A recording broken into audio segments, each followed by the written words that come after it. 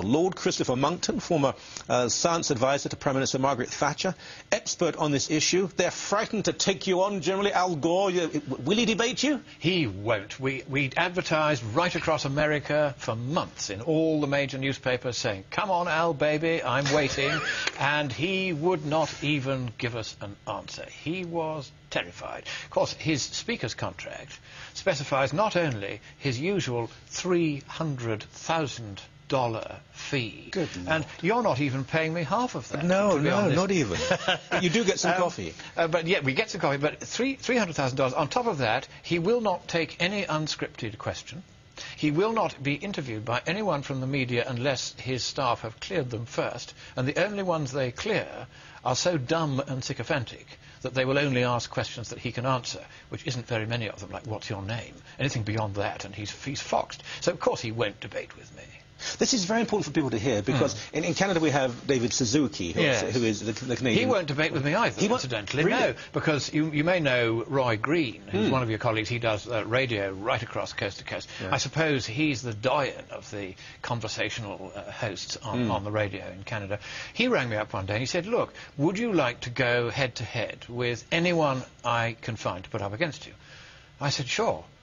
He said, most people at this point start laying down preconditions. I said, no, I don't mind. You know, this is a matter which is a perfectly straightforward scientific and economic matter. I've boned up on it. I know most of the main points. I'm very happy to debate with absolutely anyone.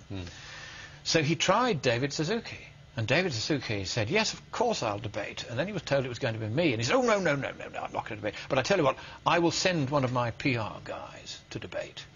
And he did. And if you can get a tape of that show, you would just love it.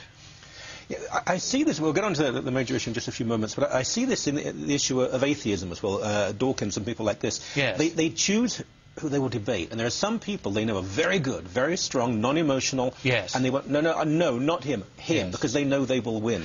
I think that's absolutely right. There's no doubt that what one might call, as a package deal, the left, and I use it in a very wide sense, you know, the climate left, the anti-religious left, there's all different categories of, and I'll just call them left for the sake of shorthand. Yeah.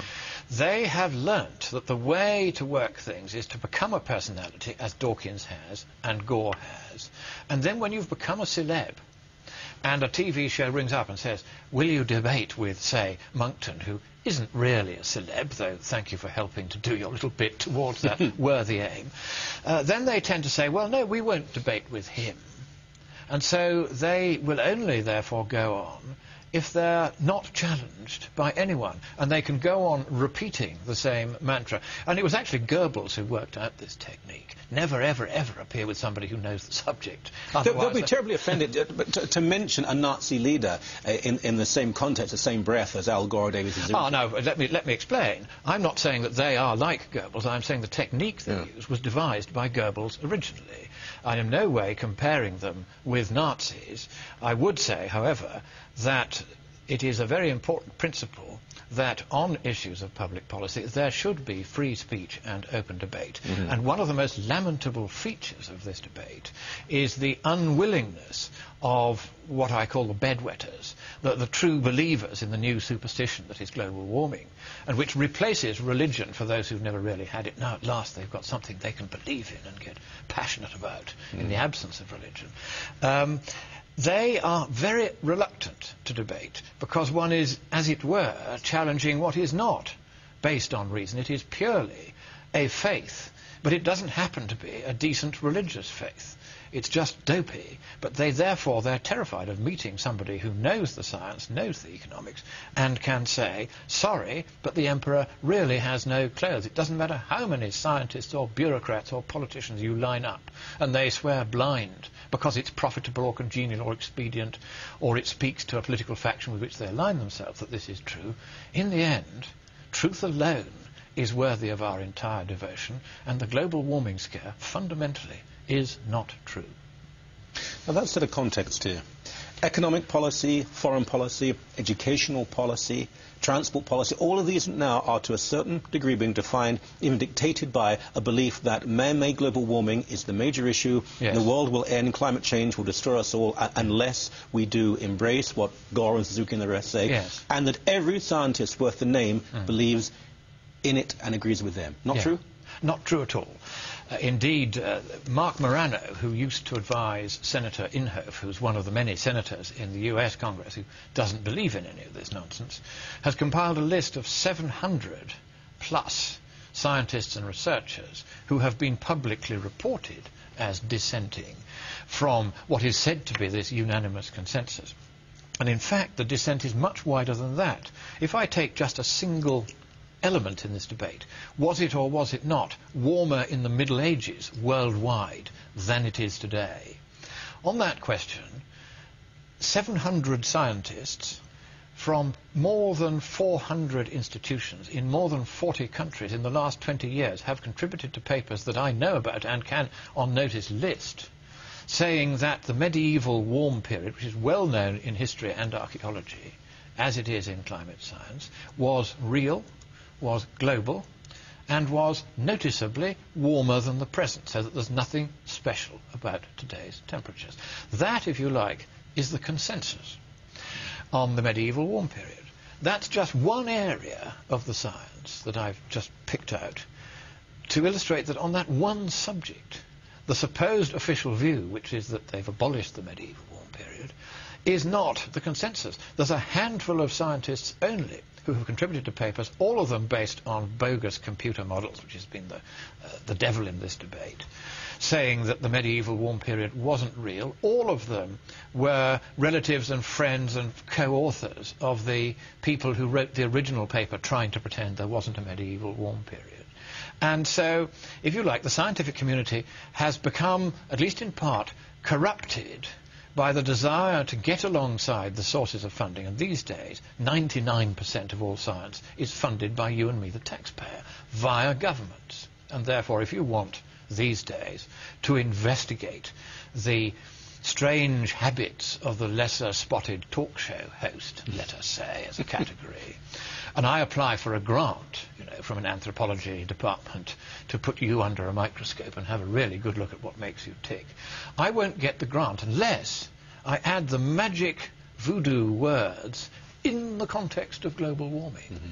And then immediately they'll be throwing millions, if not even billions, at me to do this.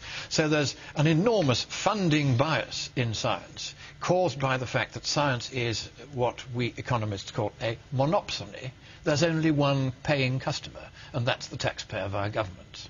And that colours science in numerous rather depressing ways, not least on the global warming issue, where governments have now largely decided that for reasons of their own political expediency and convenience and profit, they should seize upon this and go around saying global warming is the big issue, because it suddenly makes politicians feel important, because at last there's something they can really get their teeth into, and they can save us from ourselves by savage increases in taxation, wholesale closing down of industries they disapprove of, and also, of course, mindless regulation of what kind of car you can drive, what kind of fuel you can use, how often you can turn your lights on, and even in the UK and Europe, ludicrously now, what kind of light bulbs you can have. And they've told us we have to have a light bulb which, if you drop it, costs $3,000 and a specialist team to come out and clean it up because it's full of poisonous mercury gas, which can kill you if you breathe it in.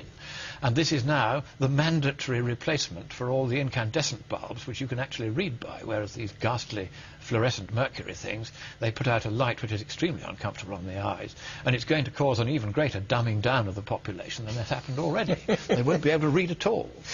So, children in North America, children in Canada are taught now. They actually will come home and tell mummy and daddy what they're supposed to believe. And there have even been some extreme cases of denouncing parents who won't turn their lights off at the right time. Oh, yes, we're straight back into the intercommunist territory. Sort of, we're told that unless we change radically, the climate will change to such a degree the North will disappear, there'll be mass melting, we won't be able to feed ourselves, and the world eventually will end. Hollywood movies are made to back it up culturally, talk show hosts and so on will echo this.